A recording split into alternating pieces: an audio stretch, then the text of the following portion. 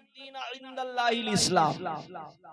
इसका सीधा साधा तर्जुमा, इसका सीधा साधा ट्रांसलेट अगर उर्दू में किया जाएगा तो ये होगा कि खुदा का पसंदीदा मजहब जो है वो मजहब इस्लाम है। सुभान अल्लाह। खुदा का पसंदीदा मजहब क्या है? इस्लाम। और हम और आप इस्लाम को मानने वाले। सुभान अल्लाह। खुदा का पसंदीदा मजहब यानी मजहब तो बहुत है, धर्म तो बहुत है, मगर खुदा ने जिसे पसंद किया पसंदीदा मजहब क्या है? इस्लाम। और इस्लाम को मानने वाला कौन होता है? मुसलमान। अब इस्लाम को मानने वाले मुसलमान यहाँ पर बैठे हैं। इस्लाम इतना पावरफुल मजहब है, इतना पावरफुल मजहब है कि इसी इस्लाम को मानने वाले, इसी इस्लाम मजहब इस्लाम को मानने वालों की जमात की जब रिसर्च करोगे तो मजहब इस्लाम को मानने वालों की जमात में सबसे पहला नाम हजरत आदम का आएगा। सबसे पहला नाम हजरत आदम का आएगा, उसके बाद हजरत शीश का आएगा, उसके बाद इब्राहिम का आएगा, उसके बाद इस्माइल का आएगा, उसके बाद हजरत नूह का आएगा, उसके बाद हजरत याकूब का आएगा। 1 लाख या 2 लाख 24,000 नबियों की लिस्ट आपके सामने आएगी जो मजहब इस्लाम को मानने वाले हैं। उसके बाद आगे चलोगे तो उन्हीं की लिस्ट के नीचे करबला के दूल्हा इमाम हुसैन का नाम आएगा। करबला के दूल्हा इमाम हुसैन का नाम आएगा। अब देखिए करबला के दूल्हा इमाम हुसैन की लिस्ट को जब पढ़ोगे तो उसमें 72 नाम आएंगे। उसके बाद उस लिस्ट को जब पूरा मुकम्मल कंप्लीट कर लोगे तो जब करबला की लिस्ट को पूरा पढ़ लोगे तब जाकर के तुम बगदाद पहुंचोगे तो तुम्हारे जबान पर गौसे आदम आएंगे। इसी जमात में मजहब इस्लाम को मानने वालों की जमात में आपको बता रहा हूँ 1 लाख या 2,24,000 नबी। उसके बाद में देखिए नबियों के बाद में अब देखिए नबी का खानदान, नबी के खानदान। और नबी का खानदान छोटा मोटा खानदान नहीं है। इस खानदान की जब रिसर्च करोगे ना, करबला से रिसर्च करते करते करते करते हिंदुस्तान आ जाओगे।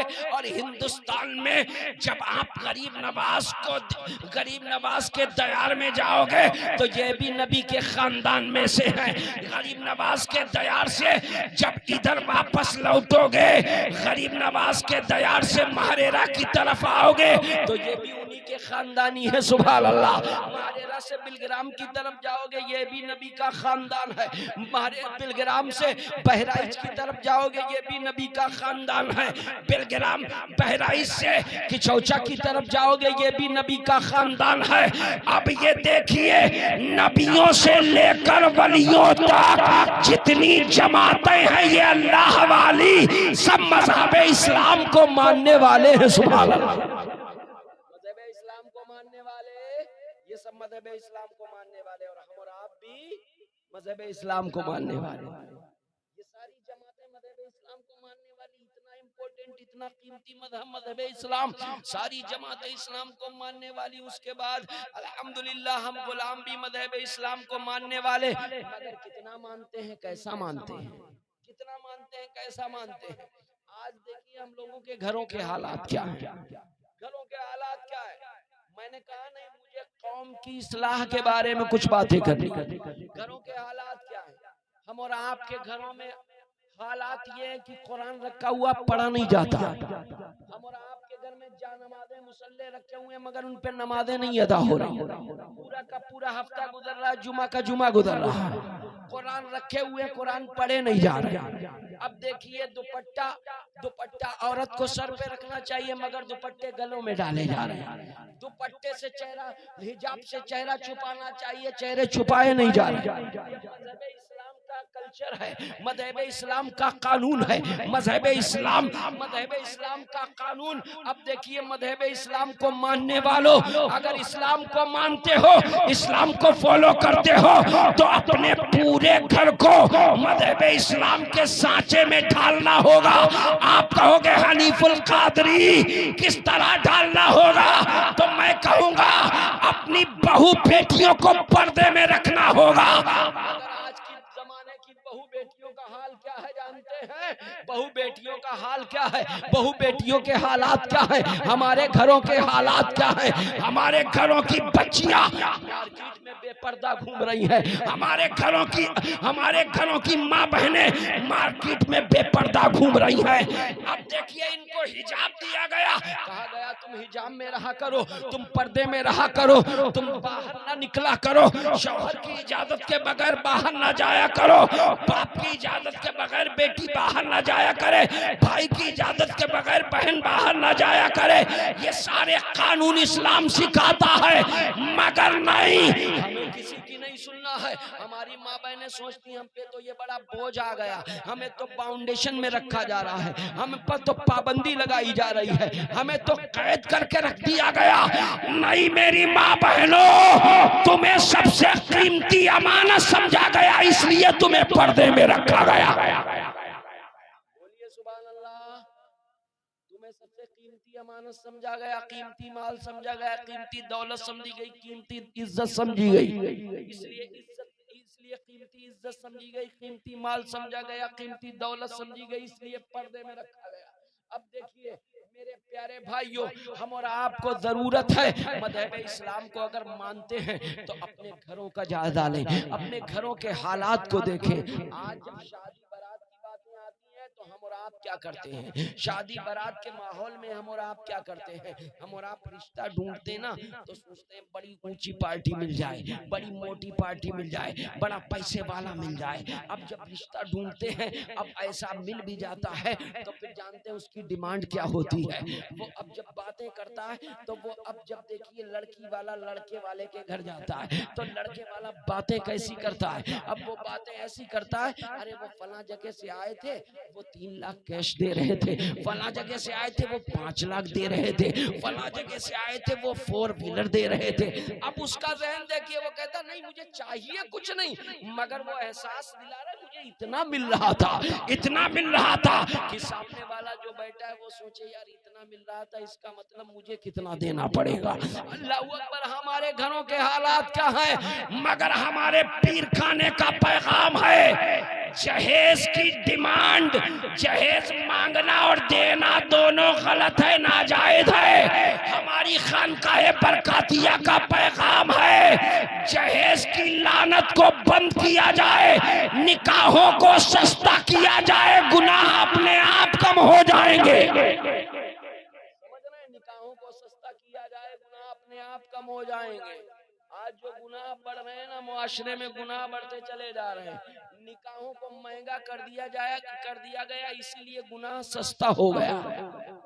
निकाह महंगा हो गया, शादी महंगी हो गई, बारात महंगी हो गई।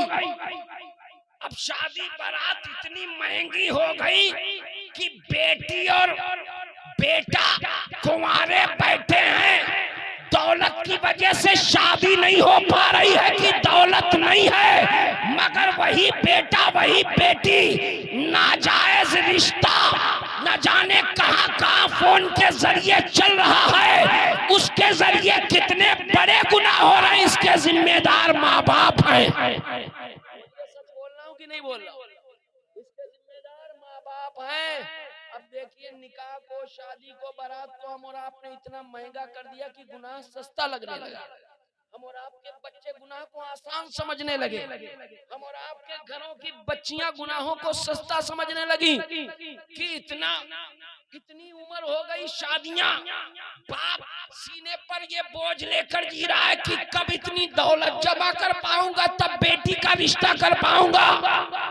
हालात ऐसे पैदा हो गए कि गुनाह सस्ता हो गया। घर उल्टे सीधे नाजायज रिश्ते। ये मैं पूरी दुनिया दुनिया की बात कर रहा हूँ, कोई लोग अपने ऊपर मत लेना मेरे भाई। मेरा काम है, एक आलिम होने के नाते मेरा काम है कौम की इस्लाह करना, कौम को सही रास्ता दिखाना। मैं काम की बातें कर रहा हूँ आपसे हाथ जोड़कर मेरे भाइयों। जरूरत है हम और आपको अपने घर की फिक्र करें, अपने बच्चों की फिक्र करें, अपनी बेटियों की बेटियों की फिक्र करें। हालात बड़े खराब हैं। मजहब इस्लाम को आप मानते हो तो इस्लाम का कानून ये है कि घर की इज्जत बड़ी कीमती है, इसको पर्दे में रखा करो। मैं बताऊं कितनी कीमती है, कितनी कीमती है घर की इज्जत, तो मैं आपको बता दूं, अल्लाह का घर खाने काबा, मस्जिदें जितनी है खुदा का घर है। सुभान अल्लाह, जितनी मस्जिदें हैं सब खुदा का घर है, मगर एक इम्पोर्टेंट, एक मखसूस घर है जिसको आप काबा कहते हो। सुभान अल्लाह, जो मक्का शरीफ में है, जहाँ हज करने के लिए लोग जाते हैं, उमरा करने के लिए जाते हैं। मक्के में जो खुदा का घर है जिसको खाने काबा कहा जाता है, और उसके ऊपर, काबे के ऊपर कपड़े का गिलाफ है। सुभान अल्लाह, काबे के ऊपर कपड़े का गिलाफ। मेरा रब, अब देखिए मस्जिदें कितनी है दुनिया के अंदर, घर तो सारे खुदा के हैं, मगर एक घर इतना इम्पोर्टेंट, इतना कीमती, इतना मखसूस कि उसके ऊपर पर्दा है। सुभान अल्लाह, उसके ऊपर पर्दा है। रब बताना चाहता है मेरे बंदो, दुनिया में मस्जिदें बहुत है, सब खुदा के घर है, मगर एक घर खुदा का इतना कीमती है जिस पर कपड़ा चढ़ाया गया है, कपड़े में पर्दे में रखा गया, वो खुदा का बड़ा कीमती घर है। इसी तरह से खुदा की किताब है जिसको कहते हो कुरान। इसी तरह से खुदा की किताब जिसको कहते हो कुरान, जो हर मुसलमान के घर में पाई जाती है, कुरान को भी कपड़े में रखा गया। किताबें तो बहुत है, पूरी की पूरी रायबरेली भरी पड़ी है, आप देखो लो जाकर कितनी किताबें दुनिया में छपती हैं, बिकती हैं, यहाँ पर भी है, कहाँ नहीं है, अलमारियां भरी पड़ी हैं, मगर एक किताब जो कुरान है उसके ऊपर आज भी कपड़े का गिलाफ है। सुभान अल्लाह, किसी किताब पर नहीं, मगर कुरान को कपड़े में लपेट कर रखा जाता है, ताकि रब बताना चाहता है मेरे बंदो, ना तो काबे को मामूली घर समझना, ना तो इस किताब को मामूली समझना। आम किताबें बगैर पर्दे के, आम किताबें ऐसी अलमारियों में पड़ी रहती है, मगर कुरान को कपड़े में लपेटा गया। तमाम मस्जिदें हैं, मगर खाने काबा को कपड़े में रखा गया, कपड़े के गिलाफ के अंदर। तो मेरा रब बताना चाहता है मेरे बंदों, खाने काबा खुदा का कीमती घर है, इसके ऊपर कपड़े का गिलाफ चढ़ाया गया। कुरान अल्लाह का कीमती कलाम है, इसको कपड़े में रखा गया। और इसी तरह से तुम्हारे घर की जो बहू बेटियां, माँ बेटियां, जो तुम्हारी औलादे, हमारी बच्चियां अपने घरों में हैं, ये भी बड़ी कीमती इज्जत वाली है, इनको भी पर्दे में रखा जाए, इनको भी पर्दे में रखा जाए। और माँ बहनों के लिए ये बड़े फख्र की बात है, उनके लिए अफसोस की बात नहीं है। अल्लाह ने तुम्हें इज्जत दी है, इज्जत देखिए, काबे को दी गई तो कपड़े में लपेटा गया, कुरान को इज्जत दी गई तो आम किताबों से अलग कपड़े में रखा गया। अब मेरी माँ बहनों, तुम्हें भी छुपा कर पर्दे में रखने का जब हुक्म दिया गया, इसका मतलब तुम भी मामूली नहीं हो, बड़ी कीमती हो। सुभान अल्लाह, तुम भी बड़ी कीमती हो, तुम बहुत बड़ी अमानत हो, बहुत बड़ी घर की इज्जत हो, और इज्जत को पर्दे में रखा जाता है। ऐ मेरे भाइयों, मैं आपसे इल्तजा करूंगा, अगर इस्लाम को मानते हो तो इस्लाम के कानून को मानो और अपने घरों के हालात को सही करो। आज के इस प्रोग्राम से ये पैगाम लेकर जाओ कि खानकाहे बरकातिया का गुलाम हनीफुल कादरी, ये कादरी टाइगर अपनी दहाड़ती हुई आवाज है तुम्हें ये पैगाम देता है कि मेरे भाइयों, दुनिया में कुछ कुछ भी करना पड़े कर लेना, मगर अपने घर की इज्जत को संभाल कर रखना। वाह वाह, जिंदाबाद जिंदाबाद, बहुत अच्छी हजरत, क्या बात है। कुछ भी कर लेना, किसी परेशानी से गुजर जाना, मकान बने ना बने, बिल्डिंग बने ना बने, प्रॉपर्टी बने ना बने, माल दौलत जमा होना जब जमा हो, मगर घर की इज्जत बच जाए। सुभान अल्लाह, घर की इज्जत बच जाए, घर की इज्जत बच गई, तुम समझ लेना कि हम कामयाब हो गए। और ये इज्जत बचेगी कैसे वो भी बता दूं फार्मूला। इज्जत बचेगी कैसे? इज्जत बचेगी तब जब अपने घर की बच्चियों को दीन सिखाओगे, अपने घर की बच्चियों को दीन सिखाओगे। ये मैं नहीं कहता, बल्कि हमारे आकाओं के खानकाए बरकातिया का पैगाम है, आधी रोटी खाएं बच्चों को पढ़ाएं। सरकार रफीक मिल्लत हुजूर नजीब हैदर मियां बरकाती ने भी ये पैगाम दिया। मेरे पीरो मुर्शिद सरकार अमीन मिल्लत हुजूर प्रोफेसर सैयद डॉक्टर अमीन मियां ने भी ये पैगाम दिया। और हर साल महरेरा की धरती पर उर्स कासमी में ये पैगाम दिया जाता है, ये नारा दिया जाता है कि आधी रोटी खाएं बच्चों को पढ़ाएं। ये कहा जाता है, अगर आप लोगों ने सुना होगा तो जरूर याद होगा। महरेरा में ये पैगाम दिया जाता है, ये नारा दिया जाता है। और एक नारा हम लोगों का और भी है। आज इस गवर्नमेंट ने नारा दिया, बेटी बचाओ बेटी पढ़ाओ। गवर्नमेंट नारा दे रही बेटी बचाओ बेटी पढ़ाओ, इतना नारा ये फेमस हो गया, गाड़ियों पर लिखा हुआ है, ट्रकों पर लिखा हुआ है, कार पर लिखा हुआ है, रिक्शे पर लिखा हुआ, ऑटो पे लिखा हुआ कि बेटी बचाओ बेटी पढ़ाओ, बेटी बचाओ बेटी पढ़ाओ। ये गवर्नमेंट आज इसको होश आया, आज फिक्र हो रही कि बेटी बचाओ बेटी पढ़ाओ।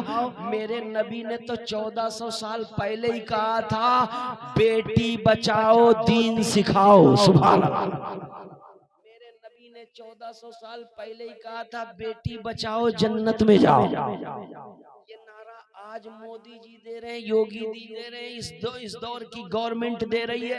ऑटो पर लिखा होता है, रिक्शे पर लिखा होता है, गाड़ियों पर लिखा होता है, बेटी बचाओ बेटी पढ़ाओ, बेटी बचाओ बेटी पढ़ाओ। और 1400 साल पहले हमारे नबी ने नारा दिया था, बेटी बचाओ जन्नत में जाओ, दीन सिखाओ जन्नत में जाओ। मेरे नबी का फरमान था, किसी की एक बेटी हो उसे अच्छी तरह से पढ़ाए लिखाए, अच्छी तालीम और तरबियत करे, और उसकी परवरिश करने के बाद उसका सही जगह रिश्ता यानी निकाह कर दे। यकीन मानो, एक बेटी भी होगी, सही से परवरिश की गई होगी, अच्छी जगह रिश्ता किया गया होगा, उस एक बेटी के सदके में उसके माँ बाप जन्नत में जाएंगे। वाह, जिंदाबाद जिंदाबाद, बहुत अच्छा हजरत, क्या बात है। उसके माँ बाप जन्नत में जाएंगे। बहुत अच्छा पैगाम हजरत, बहुत अच्छा पैगाम। ये नबी ने पैगाम दिया 1400 साल पहले। आज की गवर्नमेंट अब दे रही बेटी बचाओ बेटी पढ़ाओ। हम कहते हैं हमारे लिए कुछ नया नहीं है, हमारे नबी ने तो इतना सब कुछ हम गुलामों को बता दिया 1400 साल पहले। अगर उस पर अमल कर लें तो समझ लीजिए हमारी जिंदगी कामयाब हो गई। सुभान अल्लाह, है कि नहीं? नबी की बातों पर अगर हम लोग अमल कर लें तो हम और आप इस दुनिया में भी कामयाब हो जाएंगे, आखिरत में भी कामयाब हो जाएंगे। हो जाएंगे या नहीं हो जाएंगे? भाई कहाँ खोए हुए? चाय पीना है, चाय मिलेगी, आप परेशान ना हो, चाय मिलेगी। आप चाय की तरफ देख रहे हैं, कुछ लोग चाय पी रहे हैं, कुछ लोग देख रहे हैं, लेकिन आप टेंशन ना लें, चाय मिलेगी।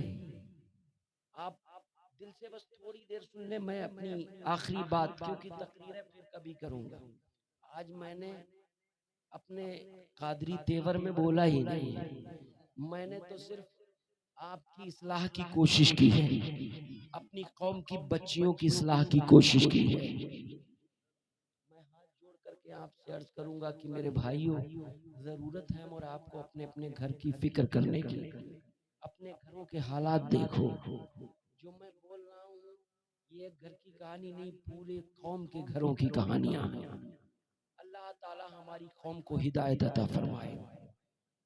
आखिरी बातें आप तक पहुंचा दूं, उसके बाद इंशाअल्लाह हज़रत देर नसीहत फरमाएंगे, उसके बाद सलाम होगी, दुआ होगा, दुआ होगी इंशाल्लाह। जब ऐसे पीर दुआ करेंगे तो हम सुन्नियों का अकीदा है दुआएं भी कबूल होंगी, दुआएं भी कबूल। अब देखिए दुआ कैसे कबूल होती। देखिए ये हमारे भाई बैठे हैं शब्बू भाई, अल्लाह ने इनको बेटा दिया, सुभान अल्लाह, अल्लाह ने इनको बेटा दिया। इन्होंने खुशी का इजहार किया, घर पे लंगर भी किया और बड़ा खुशी का इजहार किया, खाने पीने का लंगर का इंतजाम किया। और किताबें जो हैं इनके लिए पिछले साल इन्होंने 10,000 रुपए दिए कि हजरत ये किताबें हर साल छपती हैं और बिकती हैं, आखिर ये पैसा कहाँ से आता है? तो ये पैसा हजरत जानते हैं कहाँ से आता है, या आप ही लोग मिलजुल करके जो देते हो हजरत को, उसके जरिए दीन का काम होता रहता है, उसके जरिए दीन का काम होता रहता है। आज भी मैं देखूंगा कि कौन कौन अल्लाह के बंदे हैं जो इस दिन के काम में हिस्सा लेंगे। ये चार, अब देखिए हुजूर सरकार चांद मियां ने दुआ की, इनका काम हो गया, अल्लाह ने इनको औलाद दे दी। अब आप लोग भी दुआ करवाने जाते होगे, रायपुर बजेरा आप भी लोग जाते होगे, बहुत से लोग आते, मैंने देखा भीड़ लगी रहती, कभी कभी हजरत न सो पाते हैं ना, जो है कभी दिन में सफर होता है, रात में प्रोग्राम होते हैं, फिर सुबह मरीजों को देखना होता है, इतनी जिम्मेदारियां, मैं खुद ताज्जुब में पड़ जाता हूँ कि यार ये आम आदमी के बस की बात नहीं है। ये अल्लाह की तरफ से कुछ बंदों को ये मकाम मिलता है कि वो उन्हें एहसास नहीं होता, वो कौम की खिदमत किया करते हैं, सुभान अल्लाह। उन्हें आराम तकलीफ का एहसास नहीं होता, लोगों की तकलीफ देखते देखते अपनी तकलीफें भूल जाते। ये ऐसे पीर जिनके हाथों पे आप बैठ हुए, आपको अगर आप मुरीद हो गए, आपने अपना हाथ इनके हाथ में दे दिया और इन्होंने दुआ कर दी, तो मैंने खुद देखा है, पता नहीं कितने लोग बे औलाद थे, उन्हें औलादें मिली हैं। आपने भी सुना होगा, बहुत से ऐसे लोग आए रायपुर बजेरा में जिनकी औलादें नहीं थी, मगर आए हजरत से दुआ करवा करके गए, कुछ तावीज़ात लेकर के गए, कुछ पीने के लिए पानी लेकर के गए, अल्लाह ने हजरत की दुआएं कबूल फरमाई, उनकी जो है सूनी गोदें जो है फली फूली हो गई, सुभान अल्लाह। जिनकी औलादें नहीं थी अल्लाह ने उन्हें औलादें दे दी। और मैं फिर यही कहूंगा कि आप अपने पीर को मामूली मत समझना, क्योंकि आपके पीर का पीर बड़ा दमदार है। आपके पीर का पीर ऐसा दमदार है, कसम खुदा की, सरकार हसनुल उलमा हुजूर हैदर हसन मियां अमीन मिल्लत के वालिदे गिरामी जहां जहां जाते थे न जाने कैसी कैसी करामतें जाहिर होती थी। वाह वाह, जिंदाबाद, नारे तकबीर, नारे रिसालत, करामत हुजूर अहसनुल उलमा, करामत हुजूर अहसनुल उलमा, हुजूर चांद मियां साहब किबला फैजाने गौसे आजम। भाई वाह, जिंदाबाद जिंदाबाद। आपका पीर और आपके पीर के पीर बड़े दमदार हैं, सुभान अल्लाह। मरेरा में जाना, उनका मज़ार है, उस पे लिखा होगा हुजूर हैदर हसन मियां सरकार हसनुल उलमा। और मज़ारे तो बहुत है मरेरा में, खानकाहे बरकातिया में मज़ारे बहुत हैं, मगर खानकाहे बरकातिया की एक खूबसूरती ये भी है, एक खूबी ये भी है कि हिंदुस्तान में तमाम मज़ार हैं, तमाम खानकाहे हैं, कि चोचा भी है, बहराइच भी है, देवा भी है, बिलग्राम भी है, तमाम जगह मज़ारें आपने देखी होंगी, तमाम खानकाहें आपने देखी होंगी। अजमेर में गरीब नवाज की मज़ार भी देखी होगी, दिल्ली में निजामुद्दीन का दयार भी देखा होगा, मगर खानकाहे बरकातिया महरेरा एक ऐसी खानकाह है जिसके अंदर वलियों के ऊपर जो डिग्री होती है, अब्दाल के ऊपर जो डिग्री होती है, ऐसे वलियों के बादशाह साथ साथ कुतुब आराम कर रहे हैं, सुभान अल्लाह। वलियों के ऊपर जो डिग्री होती है, आप कहोगे वलियों के ऊपर, हाँ, 40 मुसलमानों में एक अल्लाह का वली होता है और 40 वलियों के ऊपर एक अब्दाल होता है और 40 अब्दालों के ऊपर एक कलंदर होता है और 40 कलंदरों पर एक कुतुब होता है। मगर महरेरा में 7 कुतुब एक साथ लेटे हैं। सुभान अल्लाह, कितनी पावरफुल खानका है महरेरा कि 40 मुसलमानों में एक अल्लाह का वली, 40 वलियों पर एक अब्दाल।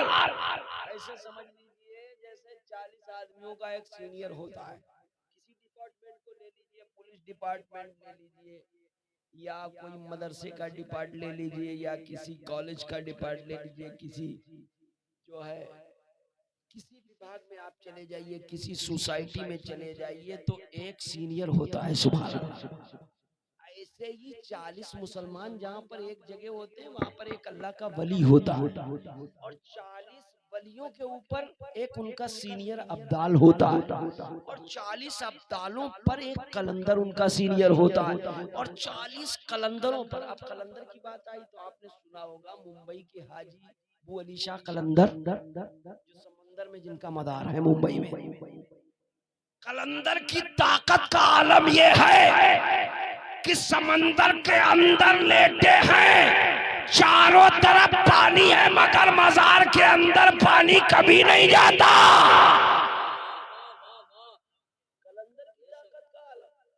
अब देख लो रिजल्ट आपके सामने, कभी मुंबई चले जाना, समंदर के बीच में मदार और जाते जाते जाते जाते कभी कभी पानी कितना बढ़ जाता है, बहुत बढ़ता है। पानी की लहरें आती हैं मगर सीढ़ियों से टच होके वापस चली जाती हैं। सुबह ऐसा लगता है समंदर का पानी भी मजार की सीढ़ियों को चूमने आया था, टच होकर के वापस चला जाता है। ये कलंदर की ताकत। और कलंदर के ऊपर है कुतुब और तुम्हारे मारेरा में 7 कुतुब लेटे हैं। सुभान अल्लाह, मैंने आपको सिर्फ ट्रेलर दिखाया, तकरीर फिर कभी करूंगा। मारेरा की शान आपको बता रहा हूं, कुतुब की ताकत का अंदाजा लगाओ।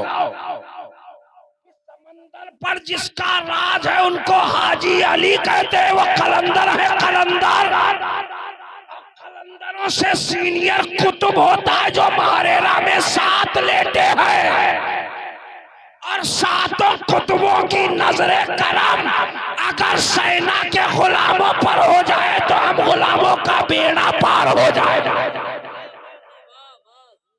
मारेरा वालों की नजरें अगर इस वक्त हम लोगों पर पड़ जाए तो हम लोगों का काम हो जाएगा, क्योंकि वो भी गौसे आदम की औलाद है, गौसे आदम की औलादों में है, गौसे आदम की नस्ल में है। सुभान अल्लाह,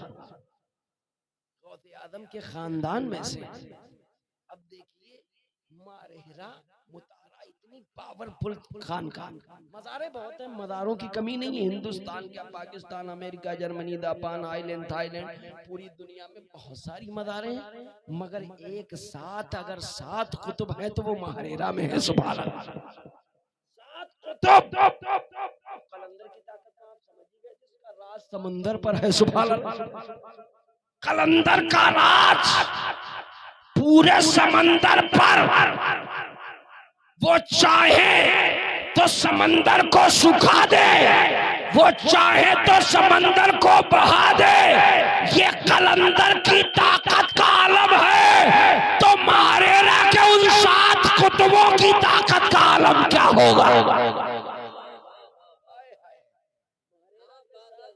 की ताकत का आलम क्या होगा। अब मेरा दिल लगने लगा है, मुझे लग रहा है तकरीर करनी पड़ेगी। खैर, ये तो आपके मुस्कुराने के लिए चंद बातें मैंने अर्ज कर दी, क्योंकि मैं चाहता हूँ कि आप मुस्कुराते हुए नबी का जिक्र सुने, मुस्कुराते हुए, रोते हुए सोते हुए नहीं, मुस्कुराते हुए। नबी का गुलाम यहाँ भी मुस्कुरा रहा है, कब्र में भी मुस्कुराता हुआ जाएगा, मैदान महशर में भी मुस्कुराता हुआ उठेगा। ये बड़े पीर के गुलामों की शान है कि दुनिया में है तो भी मुस्कुरा रहे हैं। कभी कभी परेशानियां आ जाती हैं, आदमी टेंशन में सामने आ जाता है, हर किसी के साथ हो जाती है प्रॉब्लम। घर घर का हाल है, परेशानियां आ जाती हैं, मगर गौसे आजम का गुलाम ज्यादा टाइम परेशान नहीं रहेगा। ये भी इसे नोट कर लो, बड़े पीर का गुलाम ज्यादा टाइम परेशान नहीं रहेगा। कुछ वक्त के लिए परेशानी आ सकती है, मगर फिर परेशानी चली जाएगी। दुनिया में भी मुस्कुराएगा, मरने के बाद अपने पीर के पीछे पीछे, बड़े पीर के पीछे पीछे जन्नत में जाएगा। आप अपने पीर के पीछे, आपके पीर अपने पीर के पीछे, उनके पीर अपने पीर के पीछे। ये पीरों का सिलसिला ऐसे गौसे आजम तक जाएगा। सुभान अल्लाह। आपके पीर हुजूर चांद मियां के पीर सरकार हसनुल उलमा, फिर उनके पीर, फिर उनके पीर, फिर उनके पीर, फिर उनके पीर, और ये पीरों की जमात गौसे आजम से जाकर जुड़ेगी। और गौसे आजम का सिलसिला करबला के दूल्हा इमाम हसन हुसैन से जुड़ेगा। हसन हुसैन का रिश्ता अली से है, अली का रिश्ता नबी से है, और नबी का रिश्ता खुदा से मिलाएगा। ये रिश्ता हम लोगों का बड़ा अच्छा जुड़ा हुआ। चांदनिया से आप जुड़े हैं तो आप समझ लीजिए ये रास्ता, ये रिश्ता आपको जन्नत तक ले जाएगा। सुभान अल्लाह। जन्नत तक ले जाएगा। और जब जन्नत जाएंगे ना, मैदान में यहाँ जैसे बैठे हैं, ऐसे ही मैदान महशर के मैदान में भी बहुत सारे लोग होंगे। कुछ लोग नबी के चाहने वाले, बड़े पीर के चाहने वाले होंगे, एक तरफ उनके गद्दार भी होंगे। गद्दार देखेंगे कि ये सब जन्नत में जा रहे हैं, सेना वाले जन्नत में जा रहे हैं, सकीट वाले जन्नत में जा रहे हैं, महरेरा वाले जन्नत में जा रहे हैं, नबी के बड़े पीर के गुलाम जन्नत में जा रहे हैं। हम लोग वहां पर भी आला हजरत के स्टाइल में कहेंगे, तुम भी तो थे दुनिया में, हम ही लोग वो थे, उन्हें जाना उन्हें माना, उन्हें जाना उन्हें माना। या रसूल अल्लाह, हम वो लोग हैं जिसने आपको माना, आपके बताए से जन्नत को माना, आपके बताए से दोज़ख को माना, आपके बताए से फरिश्तों को माना, आपके बताए से खुदा को माना। आला हजरत बोले, उन्हें जाना उन्हें माना, उन्हें जाना उन्हें माना। न रखा गैर से काम, लिल्लाहिल हम्द में दुनिया से मुसलमान गया। हम तो उनको मान करके जा रहे हैं, इसलिए जन्नत में जाते हुए नजर आएंगे। उनको मान करके जा रहे हैं, उन्हें जाना। या रसूल अल्लाह, हमने आपको माना, आपके बताए से आपकी औलादों को माना, आपकी नस्ल को माना, उस नस्ल को माना जिस नस्ल के बारे में आला हजरत ने कहा, तेरी नस्ल पाक में है बच्चा बच्चा नूर का। या रसूल अल्लाह, आपको भी माना, आपकी नस्ल को भी माना, तेरी नस्ल पाक में है बच्चा बच्चा नूर का।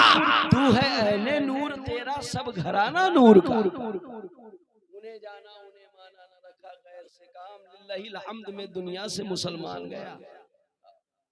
और फिर वहीं पर जब लोग देखेंगे तो उस वक्त ये भी याद आएगा कि मेरे इमाम ने बहुत अच्छी बात कही थी, बड़ी प्यारी बड़ी सच्ची बात कही थी कि लोग देखते रह जाएंगे और नबी के और बड़े पीर के चाहने वाले जन्नत में जाएंगे, और ये तराना गुनगुनाते हुए जाएंगे, तुझसे और जन्नत से क्या मतलब, वहां भी दूर हो, हम रसूल अल्लाह के जन्नत रसूल अल्लाह,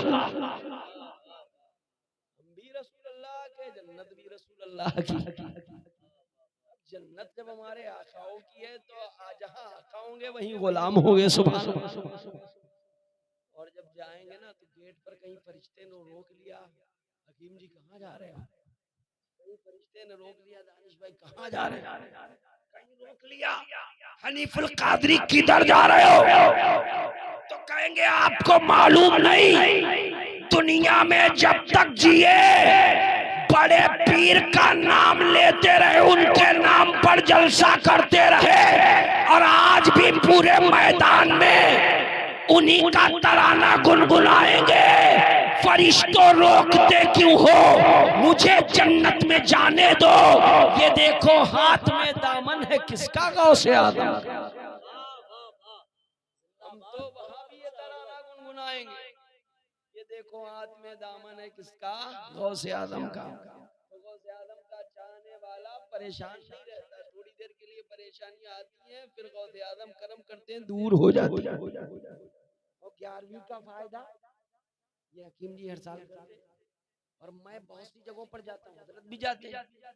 शुरुआत जब लोगों ने की थी तो कोई एक बकरा करता था, कोई एक मुर्गा करता था। आज मैं कुछ जलसों में जाता हूँ जहाँ 11-11 बकरे किए जाते हैं। सुभान अल्लाह।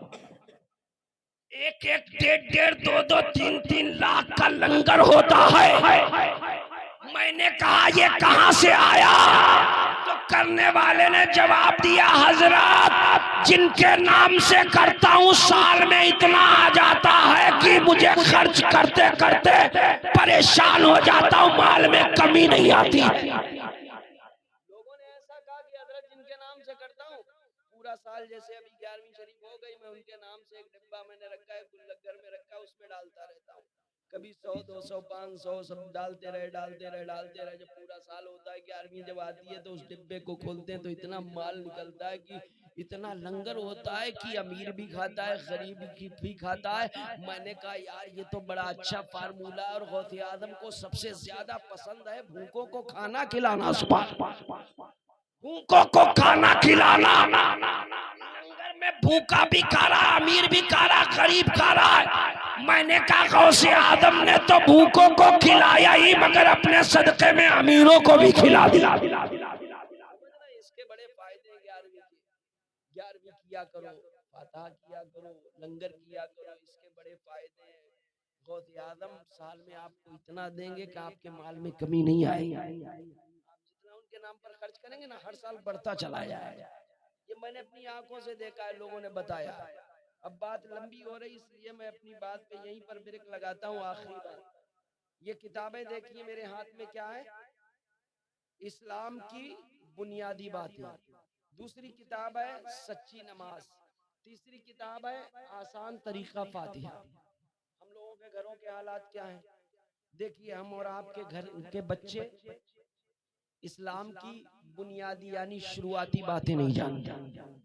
दूसरी बात, नमाज का तरीका नहीं जानते। तीसरी बात, हम और आपके बच्चे फातिहा का तरीका नहीं जानते। हजरत को कितनी फिक्र है, देखिए इन किताबों के जरिए जहां तक हो सकता है अपनी दुआओं के जरिए, तकरीर के जरिए, और फिर किताबों के जरिए कि घर घर किताबें पहुंचे।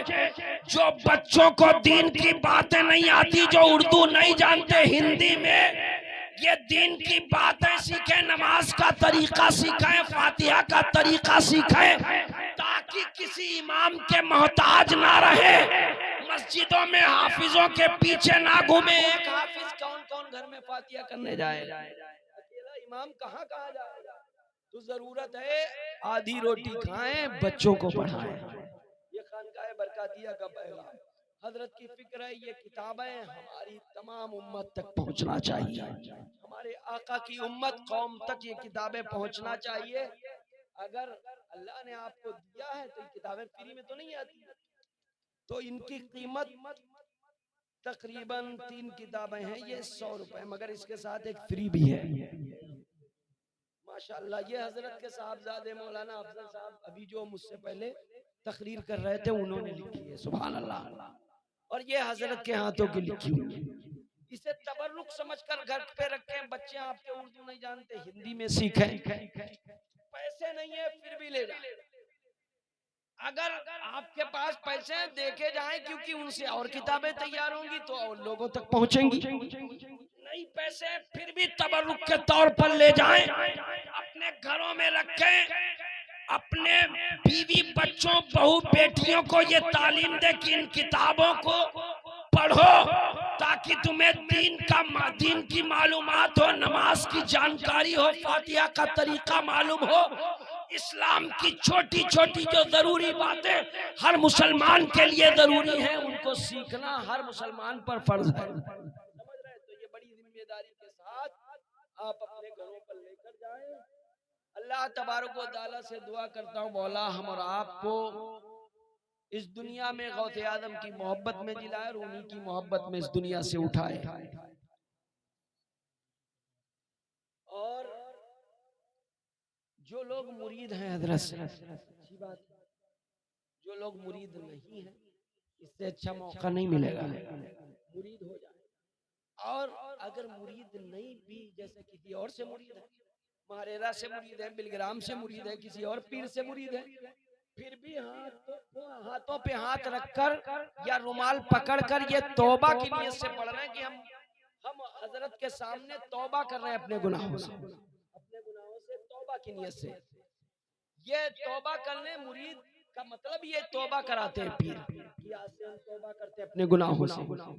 तो अपने बुरे अमल से तौबा कर ले। कोई झूठ बोलता है, कोई गीबत करता है, कोई चुगली करता है, कोई जुआ खेलता है, कोई शराब पीता है, ऐसे उल्टे सीधे कामों से तौबा करने। तौबा की नीयत से हजरत का रुमाल या हाथ पकड़ करके तौबा की नीयत से पढ़ लें, हजरत जो पढ़ाएं, ताकि हजरत का साया यहाँ भी आपके साथ हो और दुनिया से जाने के बाद मैदान महशर में भी आपके साथ हो। हजरत को अपना गवाह बनाकर तौबा कर ले, अल्लाह ताला आपकी तौबा कबूल फरमा लेगा, तो आप दुनिया में भी कामयाब हो जाएंगे, आखिरत में भी कामयाब हो जाएंगे।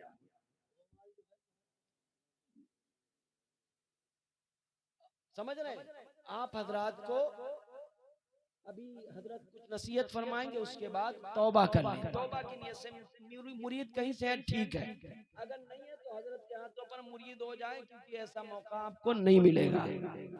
और मेरे भाई, अल्लाह का शुक्र है आपको हुजूर चांद मियां जैसा पीर मिला है। समझ रहे हैं?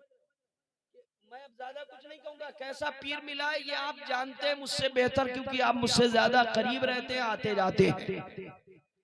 हजरत जिसके लिए दुआ करते हैं, कैसे कैसे काम बन गए लोग, बड़ी बड़ी परेशानियां दूर हो गई।